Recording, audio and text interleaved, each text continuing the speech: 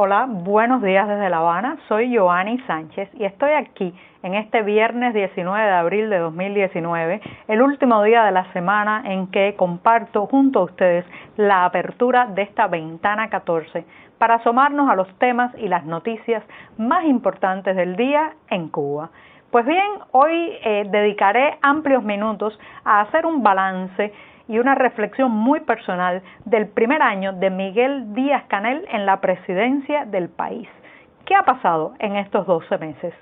Por otro lado, la espera de nuevas medidas de flexibilización para el sector privado tiene a los cuentapropistas cubanos en un debate entre la esperanza y la apatía. Y para terminar, les diré una recomendación cultural para este viernes. Pues bien, dichos estos titulares, voy a pasar a revolver y a tomarme mi cafecito informativo, ese que de lunes a viernes comparto con ustedes, recién colado, breve, caliente, un poco amargo como me gusta a mí, pero siempre necesario.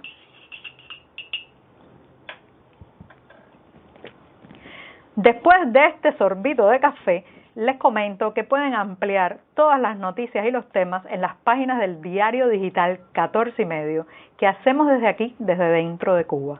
Y con esto me voy al primer tema del día que ya les comenté. Va a ser un análisis, me voy a extender un poco más de lo normal, sobre el primer año de Miguel Díaz-Canel en la presidencia del país. Primero, antes de hacer cualquier evaluación, quiero recordar que la llegada de este ingeniero al más alto cargo del país no fue un proceso democrático o de consulta popular. O sea, ningún cubano depositó un voto en una urna ni fue convocado a elecciones para elegir entre un candidato A, un candidato B o un candidato C, sino que Díaz-Canel es un producto de una selección interna, de un proceso oscuro, sin transparencia, en el que Raúl Castro designó a su sucesor. Pues bien, el 19 de abril de 2018, finalmente se confirmó lo que con anterioridad ya se sospechaba, que Miguel Díaz-Canel era el elegido.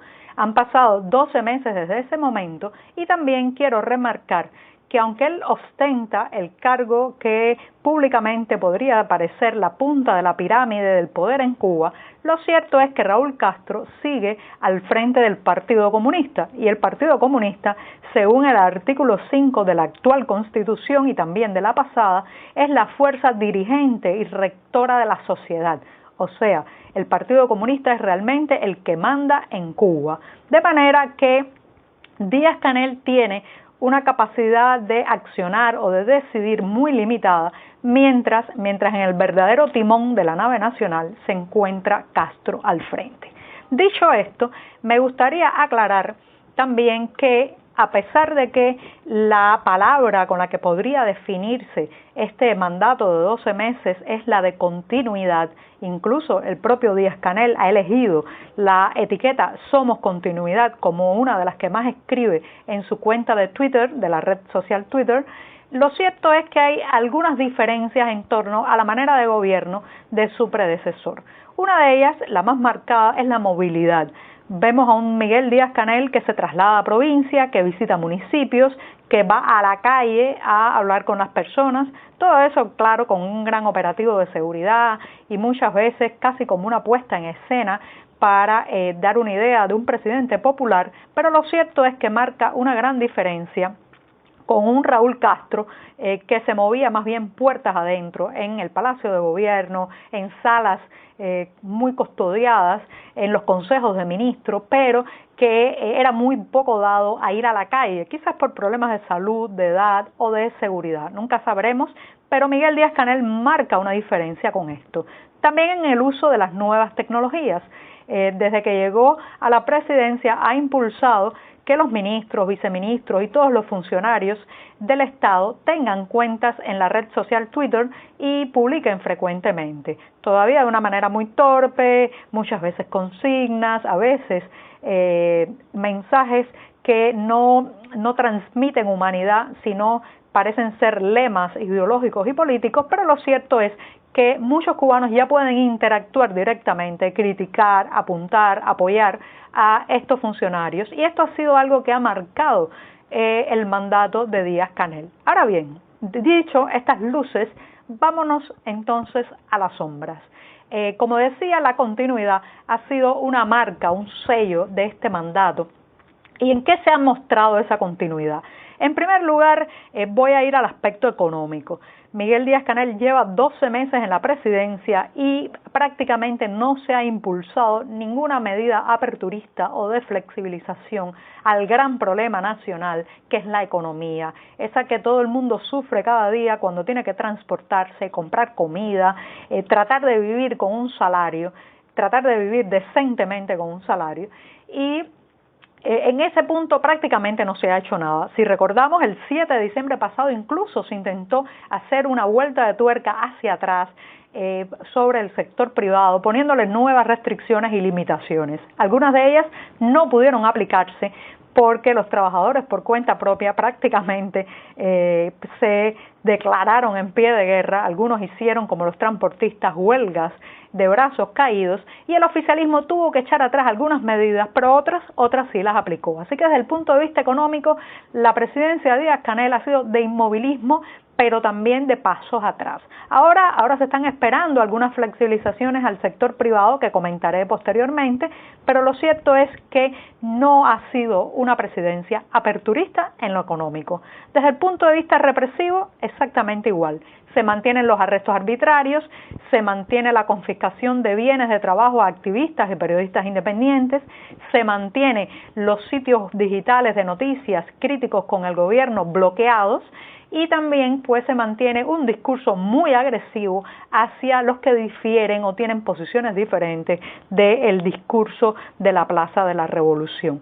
Por otro lado, Miguel Díaz-Canel también ha tenido que vivir momentos muy tensos. Recuerden que prácticamente un mes después de asumir el poder ocurrió el triste accidente de aviación donde murieron 112 personas, un accidente del que todavía no se han hecho públicas las causas, no se ha hecho público el resultado de la investigación, y también pues tuvo que vivir los efectos de varios fenómenos climatológicos, entre eso el tornado que en enero pasado devastó algunos barrios de La Habana. Allí nació una de las imágenes que marca también su presidencia y fue la caravana de Díaz-Canel yendo rauda y veloz ante los insultos de gran parte de los vecinos de Regla, uno de los municipios también más afectados con el tornado. Así que Díaz-Canel inauguró quizás esa imagen que todos sabíamos que podía ser en cualquier momento, pero que no había sido captada, y fue captada por la cámara de un teléfono móvil, que era el de la inconformidad, el hastío y la molestia de la población cubana en la gestión gubernamental. También, bueno, pues le ha tocado una caída en el respaldo regional.